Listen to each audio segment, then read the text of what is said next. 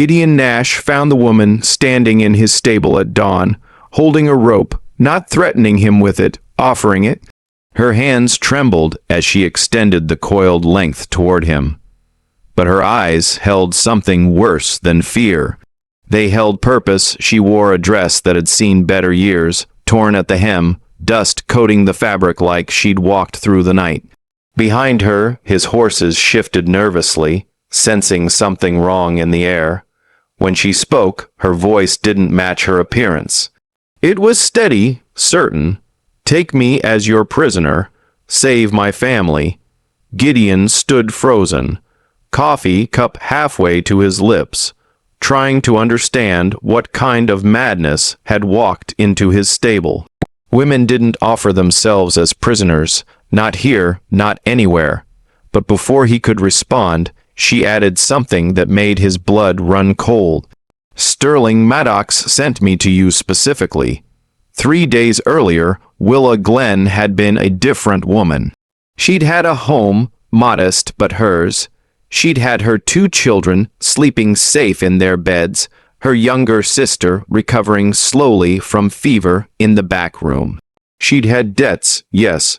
Her husband's death in the mining accident had left her with those, but she'd had a plan to manage them. A way forward, a future that didn't involve standing in a stranger's stable with a rope in her hands.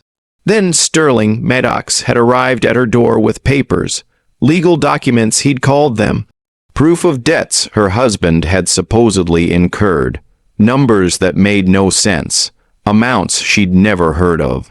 When she'd protested, when she'd shown him her own records, he'd smiled. That was the moment she knew. The smile of a man who owned not just land, but the people who decided what was legal and what wasn't. "You have 3 days," he told her, folding the papers with deliberate slowness. "Pay what's owed or I take the land, and since you have children with nowhere to go, well," he'd let the sentence hang there, the threat more effective for being unfinished. That night, Willa had held her daughter close and made calculations. She had nothing Maddox wanted except the land itself. No money, no valuables, nothing to bargain with except the thought had come to her like a whisper from some desperate place inside. Gideon Nash, the rancher everyone said was powerful enough to stand against Maddox, the man who'd lost his own wife and lived alone now and needing no one. If she could convince him to use his influence, if she could offer him something in return, she'd walked through the night to reach his property, rehearsing the words, knowing how they would sound. Insane. Desperate, impossible. Now watching his face as he processed her request, she saw the exact confusion she had expected. But she also saw something else, recognition. As if her mention of Maddox's name had triggered something in him, some prior knowledge that changed the equation. Gideon set his coffee cup down slowly on the stable workbench. When he spoke, his voice was careful, controlled. "Maddox sent you to me specifically. What does that mean?" Will's grip tightened on the rope. "He said you'd understand the offer. He said you owed him something, and this was how you'd pay it back." She paused, watching his expression shift from confusion to something darker. "He said you'd have no choice but to accept." The silence that followed felt heavy enough to crush. Gideon's jaw worked, as if chewing on words he couldn't quite speak. Finally, his eyes met hers, and she saw what she'd been hoping for. Not sympathy, not pity, something more dangerous, rage. But his next question wasn't what she expected. "Where are your children right now?"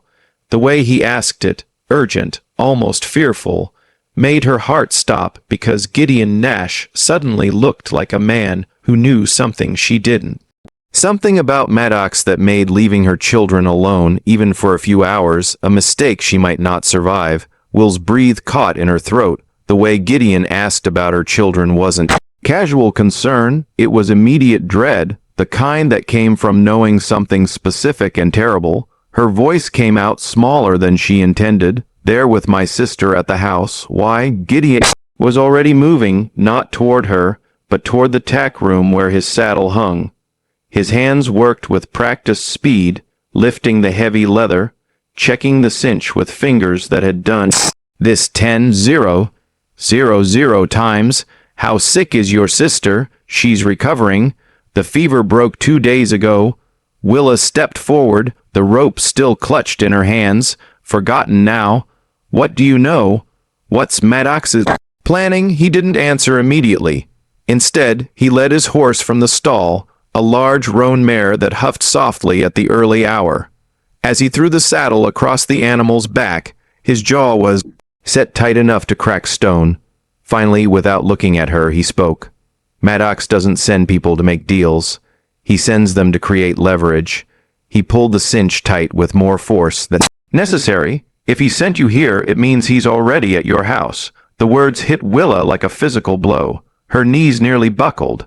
The rope fell from her hands to the stable floor as the full weight of her mistake crashed over her. She'd left them. She'd walked through the night thinking she was being clever, strategic, sacrificing herself to save them, but she'd played directly into whatever trap Maddox had set. No. The word came out broken. No. He gave me 3 days, he said. He lied. Gideon swung himself into the saddle with fluid efficiency, then extended his hand down toward her. Can you ride? Will stared at his hand. This wasn't how this was supposed to go. She'd come here prepared to beg, to bargain, to offer herself as collateral for his help. Instead, he was already helping, already moving, and she didn't understand why. You don't even know me. Why would you? Because I know him. Gideon's voice was hard as iron, and because whatever debt he claims I owe him, nothing compared to what he actually owes me. His hand remained extended, steady despite the urgency in his voice. Now get on this horse or stay here, wondering if your children are still safe. Your choice. She grabbed his hand. He pulled her up behind him with surprising strength, and she barely had time to find her balance before he spurred the mare forward. They burst from the stable into the gray pre-dawn light, the horse's hooves throwing up clouds of dust as they accelerated into a gallop. Willa wrapped her arms around Gideon's waist, holding tight, her mind racing faster than the horse beneath them. The ride to her property would take 30 minutes at this pace. 30 minutes to imagine everything that could be happening. Maddox, with his false papers and his cruel smile. Her daughter, Rosie, only 6 years old, probably still asleep. Her son, Thomas, 9, who'd already lost his father and tried so hard to be brave. Her sister, Delilah, weak from fever, unable to protect them even if she wanted to. What did he do to you? Will asked, her voice nearly lost in the wind. What debt? Gideon's back remained rigid under her arms. For a long moment, she thought he wouldn't answer. Then, just loud enough to be heard over the thundering hooves, he killed my wife, made it look like an accident. I couldn't prove it. Then his voice dropped even lower, colder. But I've spent 3 years gathering proof, and he knows it. Will's grip tightened involuntarily. Suddenly, the pieces were sliding into place, forming a picture more horrifying than she'd imagined. Maddox hadn't sent her to Gideon for help. He'd sent her to distract him, to pull him away from whatever evidence he collected, to make him choose between vengeance and saving strangers. He's not at my house for the land, she whispered, understanding flooding through her. He's there because he knew you'd come for my children. He's using them as bait, Gideon finished, and his voice held no surprise, only grim confirmation. He's forcing me to choose. Leave you and your family to him and keep my evidence safe, or ride to save your children and give him time to destroy everything I've built against him. The mare crested a rise, and in the growing light, Willa could see smoke rising in the distance. Thin, dark smoke that shouldn't be there at this hour, coming from the direction of her property. Her house was burning. The smoke wasn't coming from the main house. That realization hit Willa as they drew closer, close enough to see the shapes of buildings through the gray dawn. The barn. Maddox had set fire to her barn, where she kept the 2 milk cows that were her only reliable income. Where Thomas stored the firewood he'd spent weeks cutting, where everything flammable and valuable was concentrated. Gideon pulled the mare to a halt at the property line, his body tense, scanning the area with calculated precision.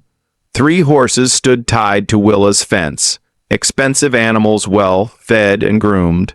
Maddox's horses, which meant at least 3 men here with him, maybe more.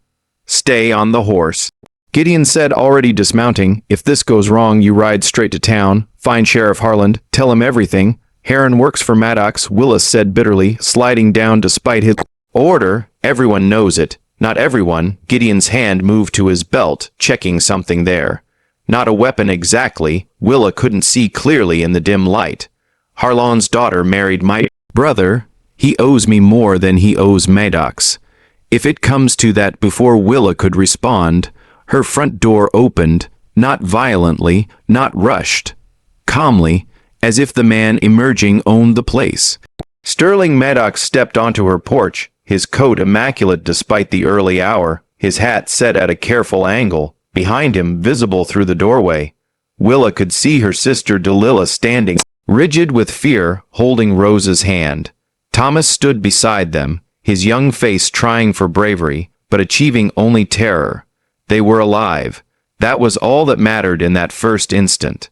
They were alive and unharmed, though Delilah's grip on Rosie looked painfully tight. Maddox smiled when he saw them. That same smile Willa had seen 3 days ago. The smile of a man who'd already won and was simply enjoying the formality of explaining how. Gideon Nash, right on time. I do appreciate punctuality. Gideon didn't move closer, but his stance shifted slightly. Willa recognized it from watching her own husband in the rare moments before fights, the balance of a man preparing to act fast if needed. Let them go, Sterling. Whatever game you're playing, they're not part of it, but they are. Maddox gestured toward the burning barn with casual dismissal. Mrs. Glenn here defaulted on her debts. That barn was collateral. Sadly, these old structures are so prone to accidents. His eyes fixed on Gideon with predatory focus. Of course, I could be persuaded to put out the fire. Save what's left, maybe even forgive the debt entirely. In exchange for what? That collection of papers you've been building, the statements, the witness accounts, that interesting ledger you acquired from the mining company. Maddox's smile widened. Bring them to me by sunset today, and Mrs. Glenn's family suffers no further accidents. Keep them. And he glanced back at Delilah and the children. Well, houses burn so much faster than barns. Willa felt her stomach drop. She'd thought she understood the trap, but this was worse. Maddox wasn't just using her children as bait. He was offering Gideon an impossible choice wrapped in the illusion of mercy. Trade 3 years of evidence for the lives of people he'd never met until an hour ago. You have until sunset, Maddox repeated. He stepped back toward the door, then paused as if remembering something trivial. Oh, and Gideon, I should mention that I have men watching your property right now. If you try to move those documents anywhere, if you try to make copies or hide them elsewhere, he let the sentence hang with practiced ease. Children are so fragile, aren't they? Anything could happen. He disappeared back inside, pulling the door closed behind him. Through the window, Willa could see him settling into her own kitchen chair, pouring himself coffee from her pot, as if this were a social visit. 2 of his men appeared from around the side of the house, positioning themselves where they could watch both the front door and the barn. Gideon stood perfectly still, his mind clearly racing through options and finding none that didn't end in disaster. When he finally spoke, his voice was so quiet, Willa almost didn't hear it. He doesn't know about the copies. What will turn to look at him? The documents at my ranch, they're originals, yes, but I made copies, sent them somewhere he can't reach. A muscle twitched in Gideon's jaw. But if I tell him that, if he knows they exist, he has no reason to keep your family alive. The only thing keeping you all breathing right now is his belief that I'll trade for them. Understanding crashed over Willa like cold water. Gideon could save her children right now by surrendering documents that didn't matter anymore. Let Maddox destroy the originals, believing he'd won. While copy sat safely elsewhere, it was perfect, simple. Except Gideon's expression told her it wasn't simple at all. The copies, she said slowly. Where did you send them? His next words made her Blood freeze to the territorial judge in the capital with instructions to open them only if I don't send a specific message by the end of this month. He met her eyes, and she saw the horrifying math playing out behind them. If I give Maddox the originals and he destroys them, and then something happens to me before I can send that message, the judge will never see the copies. Willa finished. They'll sit unopened forever, and Maddox will have destroyed the only evidence you have in your possession. Gideon nodded slowly, which means he needs me alive until the end of the month. But your family? He didn't finish the sentence. He didn't need to. Once Maddox had those documents, once he believed he'd neutralized the threat, there was nothing stopping him from burning down Willa's house. With everyone inside, one more convenient accident. One more tragedy in a territory where tragedies happened all the time to people without money or power. The barn collapsed behind them with a groan of timber and a shower of sparks, and Willa realized they had approximately 8 hours to find a solution that didn't exist. Willa's mind worked through the problem like threading a needle in the dark. 8 hours sunset.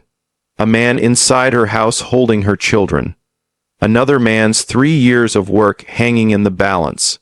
And somewhere in all of this chaos, there had to be an angle Maddox hadn't considered. The message to the judge, she said quietly, watching Maddox through her own kitchen window. When do you have to send it? By the last day of the month, 12 days from now. Gideon's eyes never left the two men guarding the property. It has to be in my handwriting with a specific phrase only I know. If it doesn't arrive or if it's wrong, the judge opens the sealed document. Immediately, Willa turned that over in her mind. 12 days. Maddox thought destroying today's documents would end his problem, but only if Gideon lived another 12 days and sent that message, which meant Maddox's plan had a fatal flaw, unless her breath caught. He's going to force you to write the message before he kills you. Gideon's jaw tightened, confirming her guess. After I hand over the documents, he'll keep me alive just long enough to compose the letter, then stage another accident. Wife dies in a fall. Husband dies in a fire. Territorial judge receives a letter saying, "Everything's fine," opens nothing, and my family burns with the evidence. Quick, efficient, tidy. Gideon's voice held a bitter admiration for the simplicity of it. That's always been Sterling's specialty, making murder look like misfortune. Willa stared at the smoke, still rising from her barn's remains. Her 2 cows were gone. 3 months of firewood, the tools Thomas had inherited from his father. Everything practical and necessary reduced to ash as a demonstration of power. But something about that bothered her, scratched at the edge of her thoughts like a splinter she couldn't quite locate. Why the barn first? She asked suddenly. If he wanted to threaten my children, why not just threaten them directly? Why burn anything at all? Gideon frowned, his attention shifting from the guards to her, demonstrating he's willing to follow through. No, Will shook her head, the splinter working its way free. He's destroying evidence. My barn burned, but what else was in there? She closed her eyes, picturing the space. The cows, the firewood, the tools, and her eyes snapped open. My husband's work papers. He kept them in a trunk in the barn, records from the mine, time sheets, payment receipts, accident reports. She grabbed Gideon's arm. What if my husband found something? What if that's why Maddox came after us? The change in Gideon's expression was immediate, sharp focus replacing grim resignation. The mine, Maddox owns controlling interest in the largest operation in the territory. If your husband worked there, he was foreman, kept detailed records. Will's heart pounded. He died 6 months ago in a collapse. They said it was structural failure, bad timber, an accident. She met Gideon's eyes, but what if it wasn't? Gideon was quiet for 3 long breaths. Then he spoke with careful precision. My wife was investigating mine safety violations for the territorial governor. She died 3 weeks before she was supposed to deliver her report. His voice went hard as stone.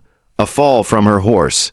Except my wife was the best rider in 2 counties, and the horse came back with burrs under its saddle blanket. Someone put them there deliberately. The pieces were falling together now, forming a picture bigger than either of them had seen alone. Maddox wasn't just stealing land. He wasn't just covering up one or two crimes. He was systematically eliminating anyone who might expose what was happening at the mine. Will's husband, Gideon's wife, how many others? He thinks my husband's papers burned with the barn. Willa said slowly, but what if they didn't, did they? She thought of the trunk. Heavy oak built to withstand weather and time. Her husband had been particular about it, had commissioned it specially. The lock had been brass, substantial. The whole thing had been positioned in the corner farthest from the door where Thomas had stacked firewood around it for easy access during winter. I don't know. She admitted, maybe the trunk survived, maybe it's just ash, but Maddox doesn't know either. He burned the barn, assuming everything inside would be destroyed. Gideon's mind was clearly racing. Calculating angles. If those papers exist, if they contain evidence about the mine, their leverage, Willa finished. Real leverage, not just children he's using as bait.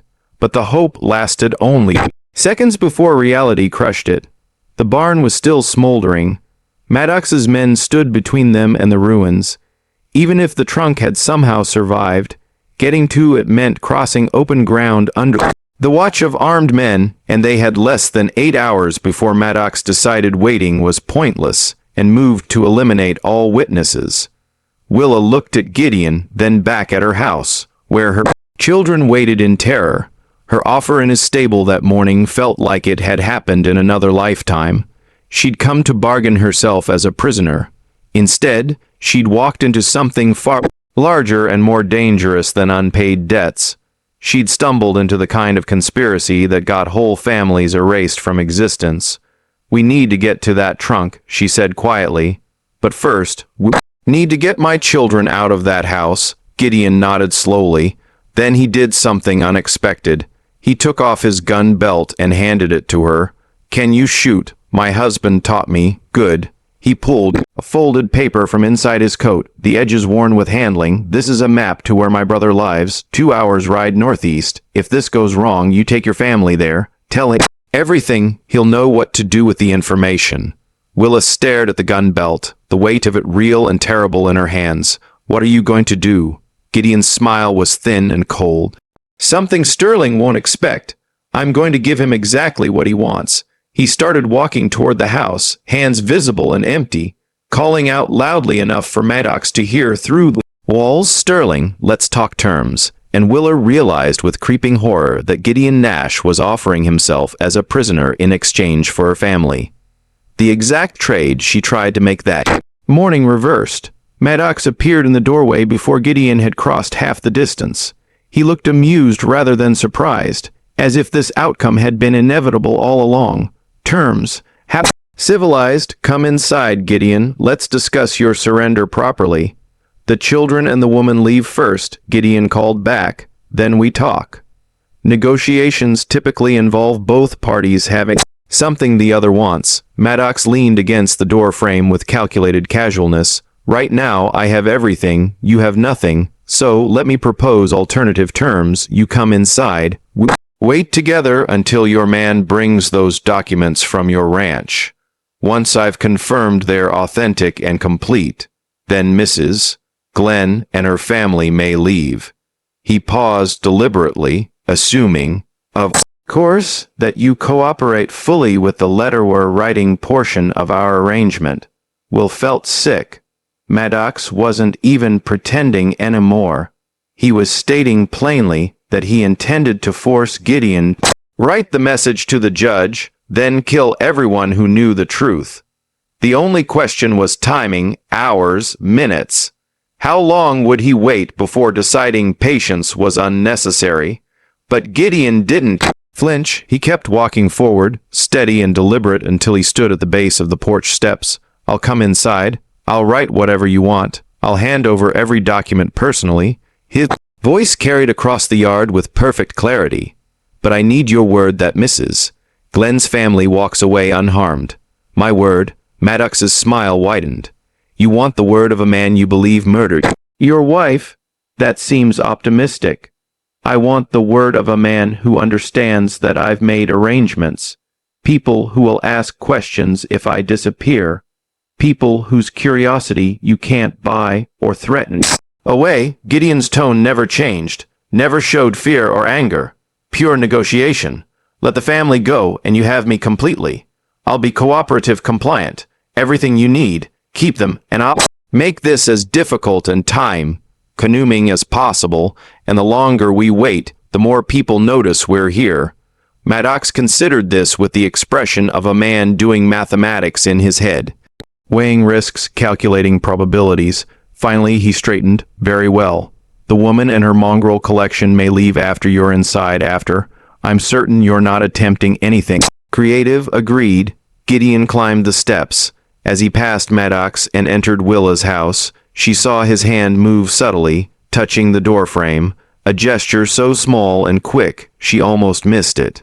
But she recognized it. Her husband had done the same thing, a habit he'd learned in the mines, touching wood for luck before entering dangerous spaces, or leaving a mark to show he'd been there. The door closed behind Gideon. Will stood frozen, Gideon's gun belt heavy around her waist, her mind screaming at her to do something. But what? Rush the house with a weapon she barely knew how to use, get herself killed and leave her children with no one. Wait for Maddox to change his mind and burn everything anyway. One of Maddox's men approached her. The younger one with nervous energy in his movements. Boss says, you can collect your people and go, but leave the horse and the gun. Will's hand instinctively moved to the weapon at her waist. This is mine, not anymore. The man's hand moved to his own gun, not drawing it, but making the threat clear. Leave it and go, or stay and see what happens when my patience runs out. She could fight. She could draw and fire and probably die within seconds, accomplishing nothing except leaving her children orphaned.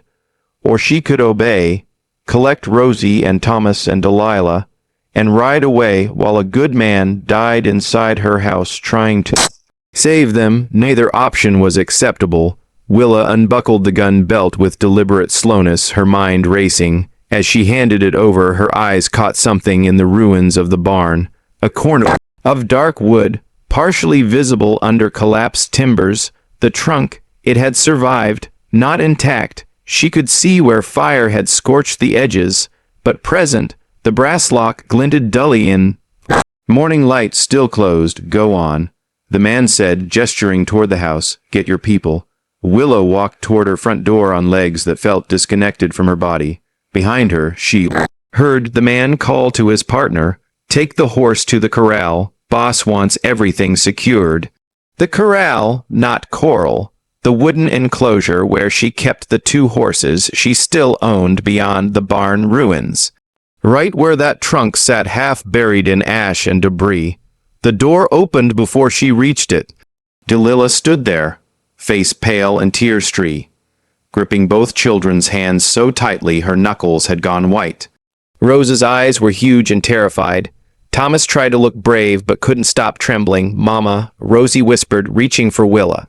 Willa pulled her daughter close, gathering Thomas with her other arm, meeting Delilah's frightened gaze over their heads.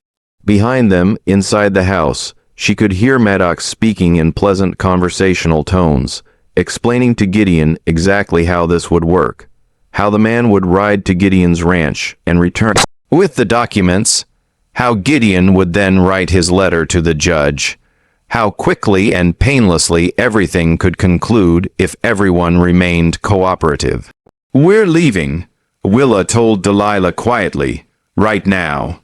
But as they moved toward the gate, as Maddox's men watched them with the bored attention of people doing an unpleasant job, Willa's mind was working through a different problem entirely. Gideon had marked the door frame, a signal. He'd handed her his gun knowing it would be taken. He'd given her the map to his brother's house. He wasn't surrendering. He was buying time, and he expected her to use it. Will looked back at her house one last time. Through the window, she could see Gideon sitting at her table, calm and controlled, while Maddox stood over him with proprietary satisfaction. A man who thought he'd won. A man who didn't know that the woman he'd dismissed as irrelevant was walking away with a plan forming in her mind. She just needed her sister and children somewhere safe first, somewhere Maddox couldn't reach them.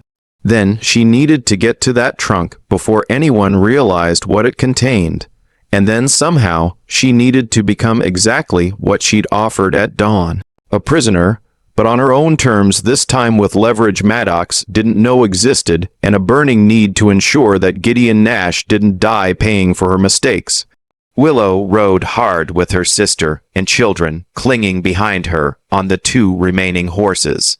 She'd taken the longer route toward Gideon's brother's property, circling wide through the treeline where Maddox's men couldn't track them easily. But she had no intention of completing that journey, not yet. A mile from her property, she stopped at a hollow she'd known since childhood. A shallow cave, barely deep enough to be called shelter, but hidden behind thick brush and known only to locals. Delilah listened to me carefully. Her sister's face was still pale with shock, but her eyes had regained some focus. "What are you doing? Taking you somewhere safe?" Then going back, Willa dismounted, helping Rosie down, steadying Thomas as he slid from the other horse. "There's something in the barn ruins. I need to retrieve something that might save Gideon's life. Mama, no." Thomas grabbed her arm with surprising strength for a 9. "You're old. Those men will kill you. They'll kill Gideon if I don't try." Will knelt to his level, gripping his shoulders. "Your father kept records, important ones. I need to find them and get them to people who can use them to stop Maddox." She looked at Delilah. "Can you get them to Gideon's brother? Follow this map. 2 hours northeast. His name is Samuel Nash. Tell him everything." Delilah took the folded paper with trembling hands. "And if you don't come back, then Samuel will know what to do." Will pulled both children close, breathing in the smell of their hair, memorizing the weight of them in her arms. "I love you both. Remember that, whatever happens." She was back on the horse before they could protest further, spurring the animal toward her property, while guilt and determination weared inside her chest. Leaving them felt like tearing off her own skin, but letting Gideon die while she ran felt worse. The sun had climbed higher by the time she approached her land from the backside, staying low and quiet. Maddox's men were still positioned at the front, watching the road. The barn ruins smoldered at the property's edge, smoke reduced now to occasional wisps. No one guarded the wreckage. Why would they? Everything valuable had supposedly burned. Willa tied her horse in a stand of trees and moved forward on foot, keeping to the shadows. The barn had collapsed inward, timbers creating a maze of charred wood and hot ash. She pulled her shawl over her mouth and nose, feeling heat radiating from the ground even now. The trunk sat where she'd remembered, pinned under a fallen beam, but miraculously intact. The wood was blackened, the brass lock scorched but still closed. She grabbed the beam with both hands, ignoring the way hot wood bit into her palms, and pulled with everything she had. The beam shifted, not much, but enough. She wedged herself into the gap and pushed again, muscles screaming, sweat running down her face from effort and residual heat.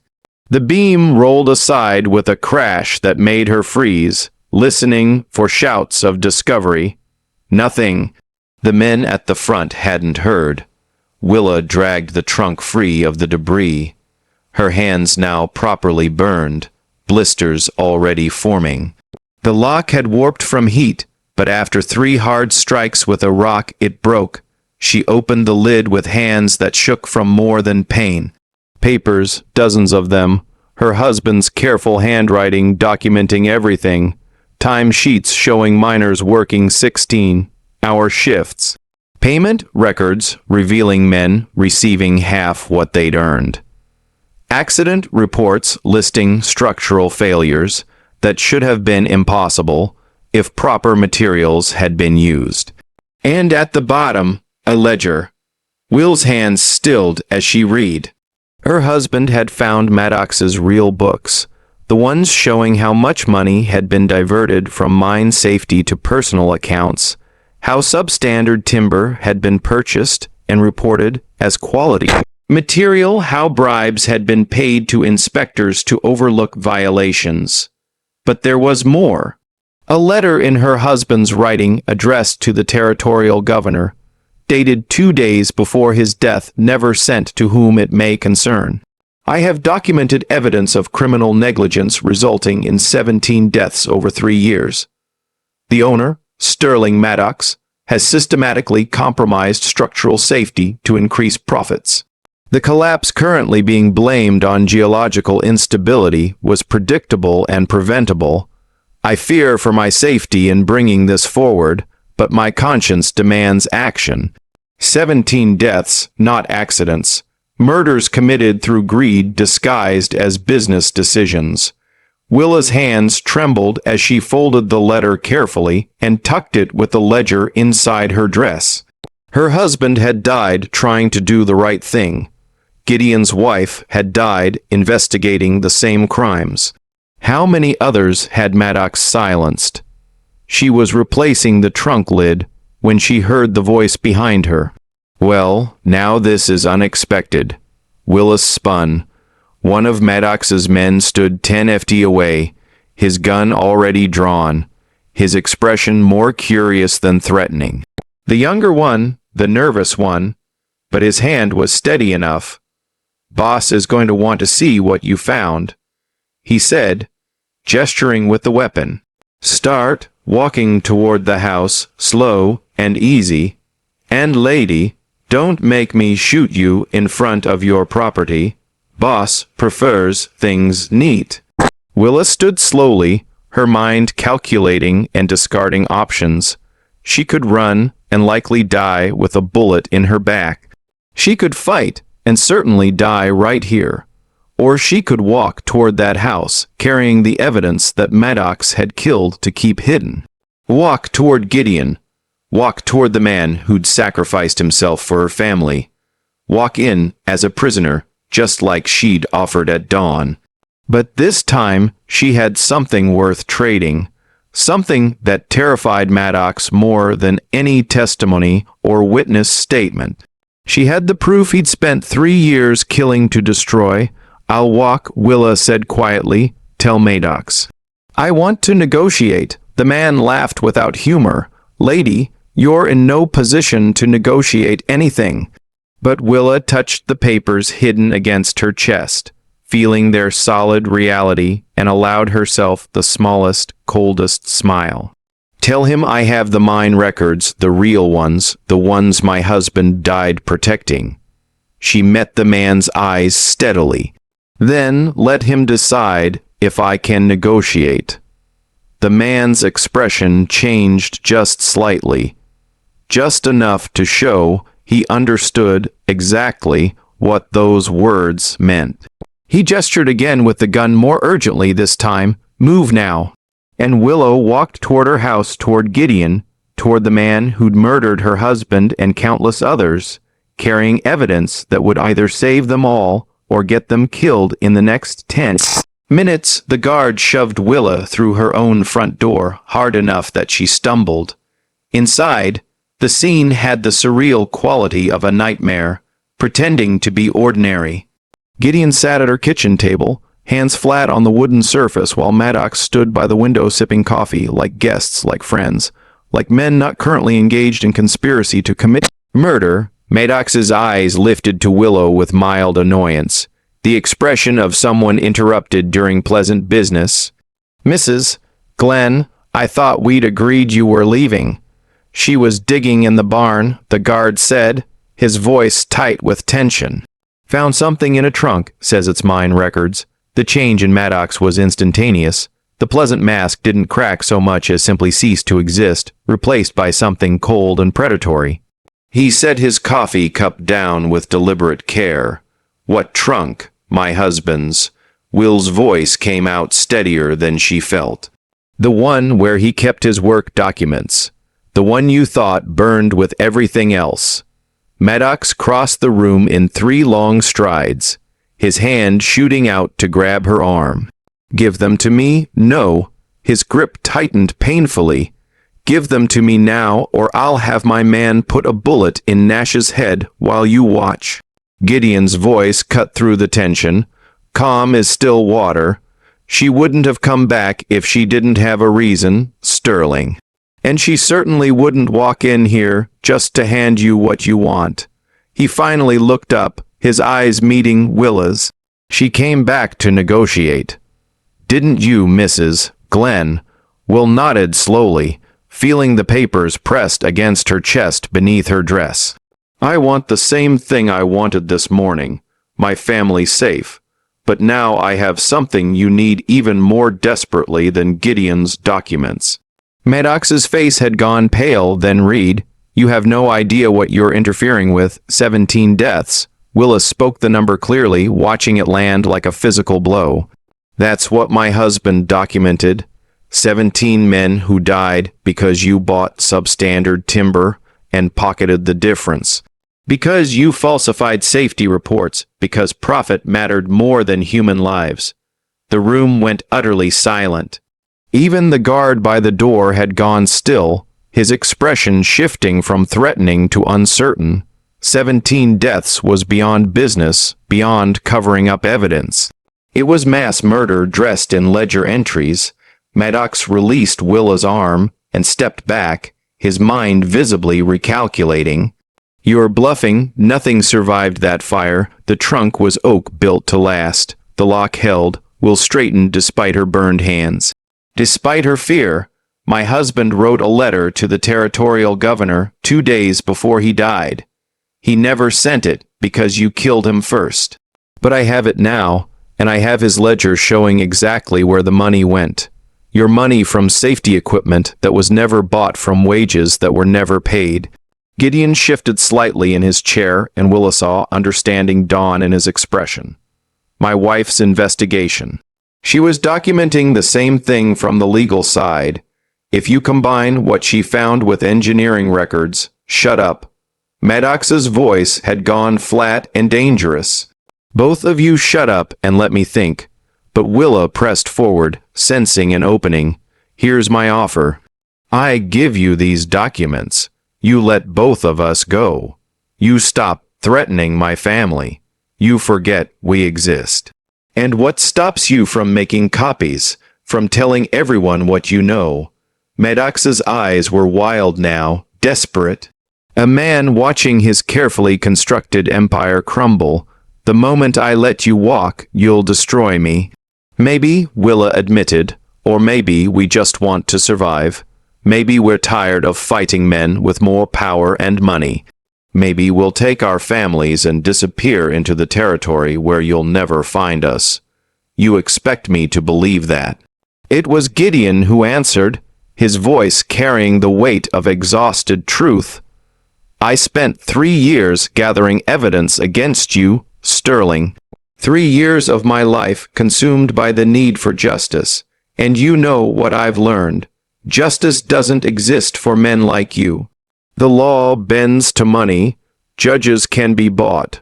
Witnesses can be silenced. He met Maddox's eyes directly.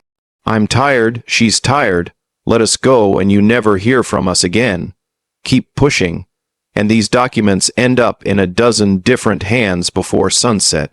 Maddox studied them both, his expression unreadable. Willett could see him weighing options, calculating risks. Could he kill them both before they scattered evidence? Could he trust them to actually disappear? What was more dangerous? Letting them live, or creating more bodies that needed explaining? Finally, he spoke. Where are the documents? Willa's hand moved to her chest, right here. You let us walk out that door and I leave them on the table. Show me. She hesitated, then slowly reached into her dress and pulled out the folded papers. Maddox's eyes locked onto them with the intensity of a man seeing either salvation or damnation. Willa held them up just out of reach. Do we have an agreement? Maddox's hand moved to his belt, not to a gun, to a knife. Small, easily concealed, wickedly sharp. No, Mrs. Glenn, we don't, he lunged, but Gideon was faster. Despite appearing compliant, he exploded upward, catching Maddox's wrist before the blade could reach Willa. They crashed into the table, wood splintering under their combined weight. The guard at the door pulled his weapon, but Willa had already moved, her burned hands grabbing the fallen coffee pot and hurling it at his face. Hot liquid and ceramic struck him square in the eyes. He screamed, weapon discharging wildly into the ceiling. Willa hit the floor, papers clutched against her chest as chaos erupted around her. Gideon and Maddox grappled viciously, the knife still caught between them. The guard staggered half-blind, firing again. This shot went through the window, glass exploding outward. Shouts came from outside, the other guard alerted by gunfire. Willa scrambled toward the back door on hands and knees, pain forgotten in the surge of pure survival instinct. Behind her, she heard the sickening sound of impact. A body hitting the floor hard. Someone groaned. Someone else was running. She reached the door, yanked it open, and nearly collided with the second guard coming around the corner. His eyes widened as he saw her, his hand moving to his weapon. Then Gideon was there, blood streaming from a cut above his eye. Maddox's knife now in his hand. Run, he told Willa, his voice urgent and raw. Run now. And as the guard raised his gun, as Gideon moved to intercept, Willa made the choice she'd been avoiding since dawn. She ran.